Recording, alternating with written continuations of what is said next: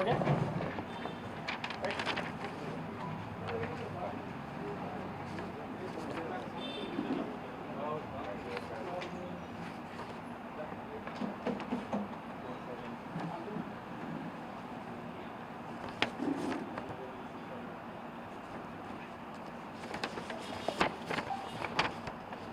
గురవుతున్నటువంటి బలహీన వర్గాలకు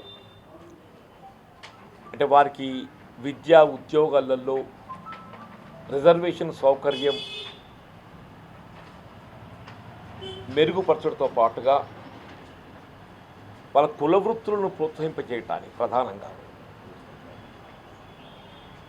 వాళ్ళ విద్యా ఉద్యోగాలతో పాటుగా స్వయం ఉపాధి కల్పన కుల వృత్తుల ప్రోత్సాహం కూడా ప్రధానం.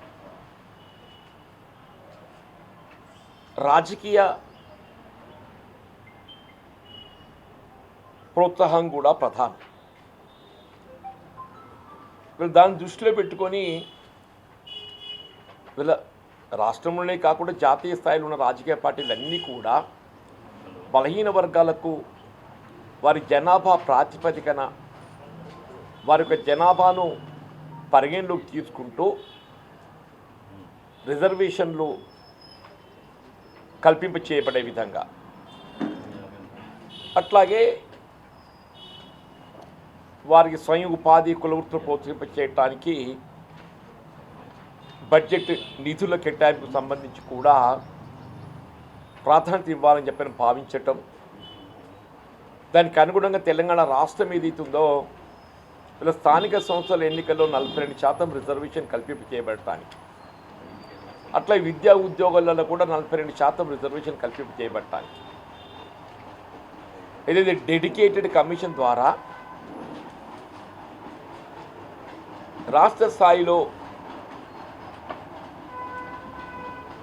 వీళ్ళ సామాజిక వెనుకబాటుతానికి గురవుతున్నటువంటి ఒక వారి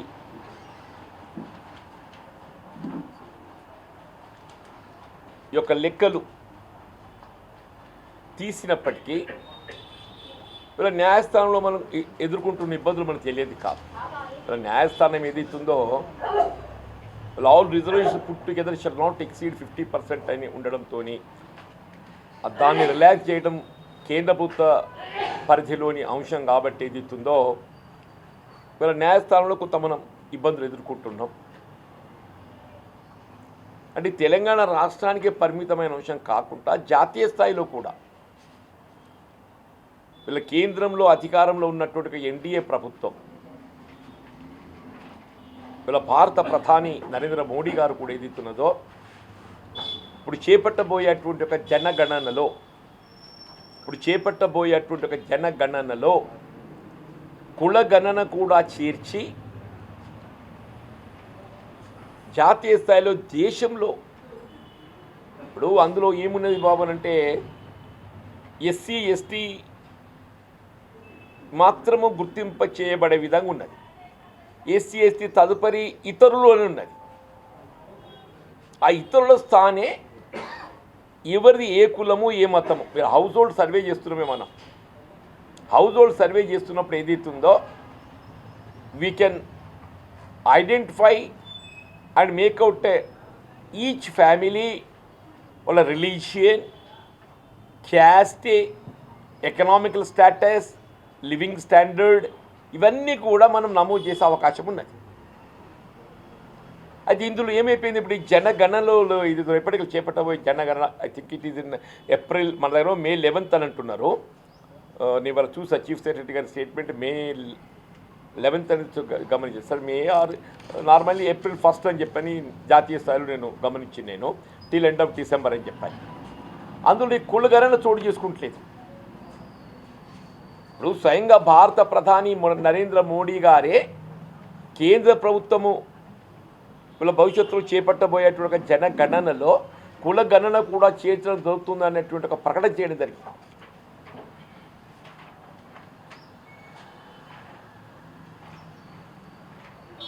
దానికి అనుగుణంగా యూనియన్ క్యాబినెట్ కూడా నిర్ణయం తీసుకున్నది.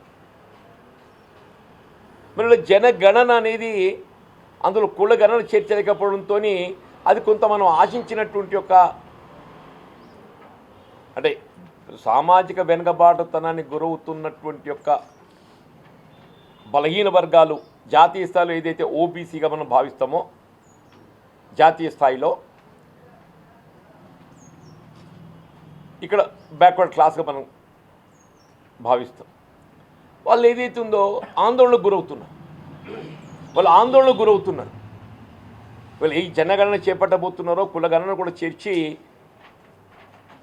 జాతీయ స్థాయిలో ఇవాళ మా సామాజిక వర్గం లెక్కలు అంటే దీనికి శాంటిటీ ఉంటుంది. These cannot question. ఇప్పుడు జాతీయ స్థాయిలో చేపట్టబోయే గణాంక వివరాలు ఏదంటుంటాయో దీనికి శాంటిటీ ఉంటుంది.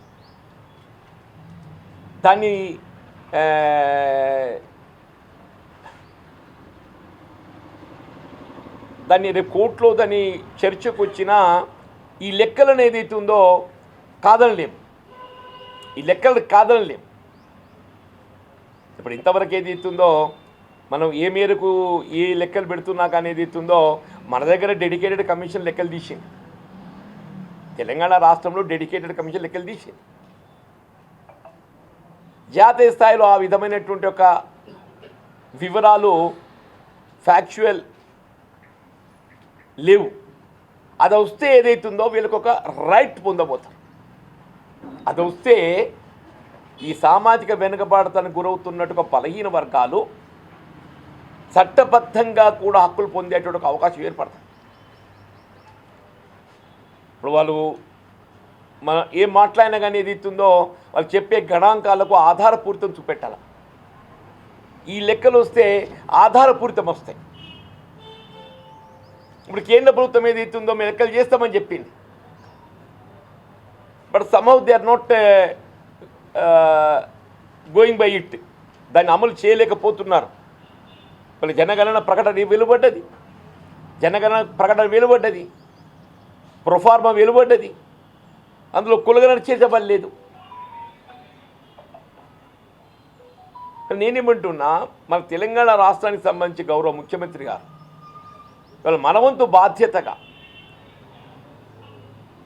వీళ్ళు ఈ కులగణను జనగణనలో చేర్చబడే విధంగా కేంద్ర ప్రభుత్వంపై ఒత్తిడి తేవటానికి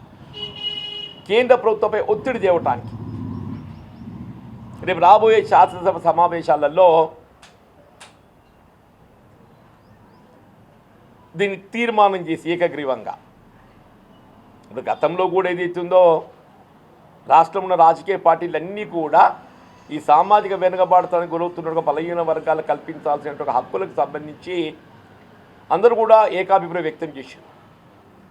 రేపు ఈ జనగణనలో కులగణన చేర్చడానికి సంబంధించి కూడా మన రాష్ట్రంలో ఉన్నటువంటి ఒక రాజకీయ పార్టీలు అన్నీ కూడా మద్దతు తెలుపుతామని చెప్పి భావిస్తామని. వీళ్ళు మీరు రేపు 16th వెళ్ళి సెషన్ ఆరంభమవుతున్నది. వీళ్ళు ఫస్ట్ వీక్లోనే ఏదైతుందో, ఎందుకంటే పార్లమెంట్ సమావేశాలు ఆరంభం కాబోతున్నాయి. సెకండ్ ఫేజ్ ఆరంభం కాబోతున్నాయి. మనం తీర్మానం చేసి దీన్ని కేంద్ర ప్రభుత్వాన్ని నివేదిస్తూ ఇలా గతంలో కేంద్ర ప్రభుత్వం భారత ప్రధాని పేర్కొన్న విధంగా, గౌరవ భారత ప్రధాని నరేంద్ర మోడీ గారు పేర్కొన్న విధంగా ఏదైతుందో జనగణనలో కులగణన కూడా చేర్చి ఆ సెన్సెస్ లెక్కలు వివరాలు తీయండి. వాళ్ళ జాతీయ స్థాయిలో ఏ రాష్ట్రం కానీ, ఏ గ్రామం కానీ, ఏ కులము మతము, వాళ్ళ ఆర్థిక స్థితిగతులు,